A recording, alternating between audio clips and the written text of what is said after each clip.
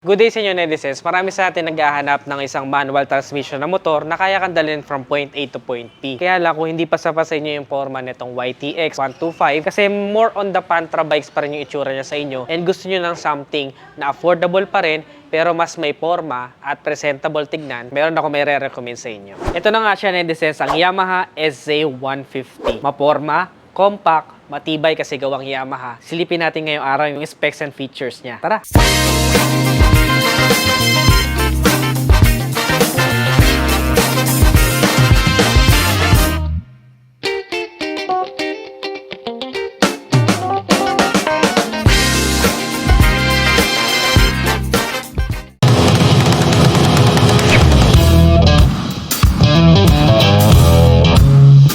So kung makikita nyo, netizens, hindi na siya ganun ka-Pantra looking bikes. Kaya pwede mo pa rin siya gamitin sa mga personal na lakad mo. At the same time, medyo maporma na din nga siya. Medyo patusok yun dito. Nakaka-add siya ng forma, forme, and character para sa motor. And meron din siya modernized graphics dito. Ayan o, para siyang glow in the dark. May pagka-yellowish na may pagka-greenish siyang konti. And then, napaka-astig din ng Yamaha emblem dito. Ang kulay nga pala na to ay matte black.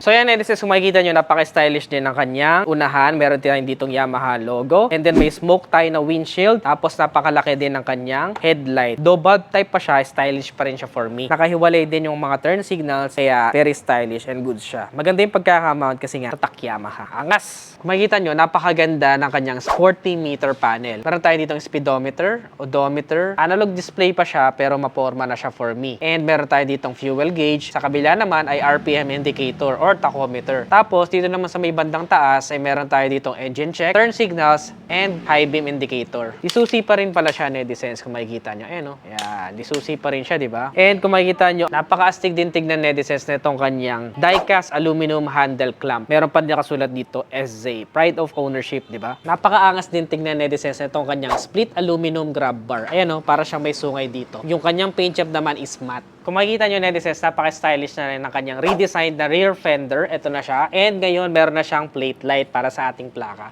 May reflectors din siya dito, added visibility kapag gabi, and nakahiwala yung kanyang mga turn signals. Napaka-stylish niya itong tignan. Kung makikita nyo siya sa personal, napaka-ganda rin ang pagkaka-mount nito. Hindi siya basta-basta mababali. Pagdating naman sa tail light, napaka-stylish din, oh. Kakaiba yung forma niya. Parang nakahiwalay, may nahati na tail light dito. Kakaiba, di ba? Parang siyang diamond shape, parang alahas, parang kristal.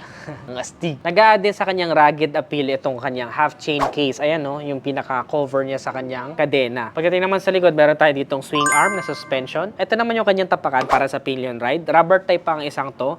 Pero goods naman yung quality kasi Yamaha naman yan eh. Ang ganda rin ng pagkaka-mount, parang sa XSR 155. Tapos may decals lang siya dito ng Yamaha. And then yung kanyang graphic style ay nandito rin ng konti. Silver at saka yung parang yellow-green. By the way, netizens, meron na rin pala tayong tubeless tires para sa isang to. Ang size ng gulong is 2.5 by 17. Pagdating naman sa front brakes, meron tayo ditong single hydraulic disc with single pot caliper. Nisi na yung kanyang caliper. And medyo malaki yung kanyang disc. Kaya masasabi natin na reliable na rin pagdating sa stopping power. Pagdating naman sa front suspension, meron tayo ditong telescopic fork. Yung kanyang fender, napaka-stylish din for me. And malinis yung disenyo niya. Kasi yung makikita nyo, extending na siya hanggang dito. So may iwasin natin yung talsik-talsik doon sa ating makina. Speaking of makina, netizens, meron tayo ditong 150cc air-cooled single overhead cam. 2 valves, kaya medyo tipid pa rin to sa gasolina, and single cylinder. Ang isang to ay merong 5-speed manual transmission. Meron tayong compression ratio na 9.5:1, habang meron naman tayong maximum power na 8.9 kilowatts at 7,500 RPM. At maximum torque na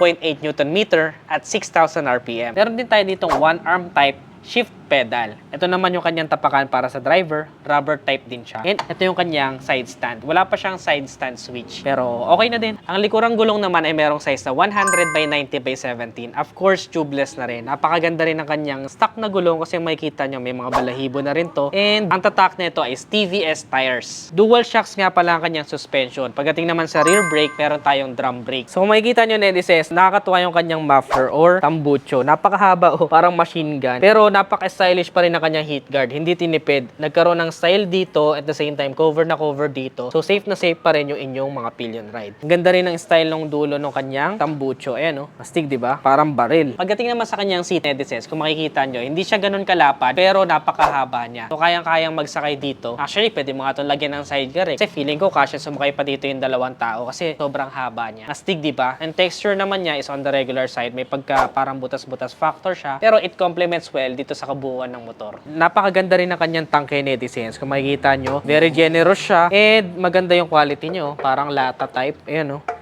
Hindi siya yung plastic type, di ba? Kaya astig ang isang to. Pagdating naman sa fuel tank capacity, meron tayong 14 liters na fuel tank capacity. Napaka-generous na nito para sa kanya average fuel consumption na naglalaro sa around 42 kilometers per liter. Dahil manual transmission siya, matipid na siya sa gasolina to think na ito ay carburetor type pa. Kaya, ang advantage noon, madali siyang ipagawa. Kahit sinong mekaniko ay kayang-kaya or kabisado ang carburetor type. Ang ground clearance naman niya Netizenz ay very generous din, 165 mm. Iwas na talaga sa sayad sa mga higanting humps ng Pinas. Plus, meron siyang engine oil capacity na 1.2 liters. Ang motor na to ay halos kasing bigat ng aking NMAX, 133 kilograms. Pagdating naman sa seat height, may kataasan ng motor na to dahil meron tong seat height na 800 mm. So, siguro mahihirapan yung mga 5'3 ang height, pero at least 5'4 to 5'5 ay kayang-kayang imaneho ang isang to ng walang kahirap-hirap or mas comfortable. Depende na lang sa inyong driving experience kung kaya nyo magmaneho ng mas matataas na motor. So, my height is around 5'3 to 5'4 Netizenz. Abot ko ang isang to. Actually, mas comfortable ako dito compared sa XSR 155. Pwede pala to kahit sa 5'3 in height, kayang-kayang imaneho. Depende na nga lang sa inyong driving skills. Astig! Sa totoo lang, Netizenz, nung mga panahon talaga, ang gipit na gipit pa yung budget ko sa fixed salary, ito yung isa sa mga ina-eye ko na motor kasi nga, napaka-affordable niya at the same time, very presentable na rin. So, kung bibigyan ng chance talaga na gusto mo talaga ng something na mas maporma compared sa YTX, ito talaga yung may recommend ko. So, magkano nga ba ang presyo ng isang to? Ito, silipin natin. Ang kanyang SRP is 68,400 pesos lang. Kung gusto mo naman ng installment, mag-down payment ka lang ng 5,000 pesos and then magma-monthly ka ng 3,296 for 3 years. So, very affordable talaga. Pero maporma na rin and brusco tignan ng motor na to. Nagustuhan nyo ba siya, Netizenz? Anong masasabi nyo sa motor na to? Comment your thoughts below. Ano pa ibang motor ang gusto nyo mapanood next vlog? Comment your suggestions below. Kung nagustuhan mo, don't forget to give this video a heart. Follow this page for more. Available pala yan dito sa Yamaha Platero, Motor Trade Binyan, Laguna. Again, this is Nel Adriano. Always keep it cool and ride safe always.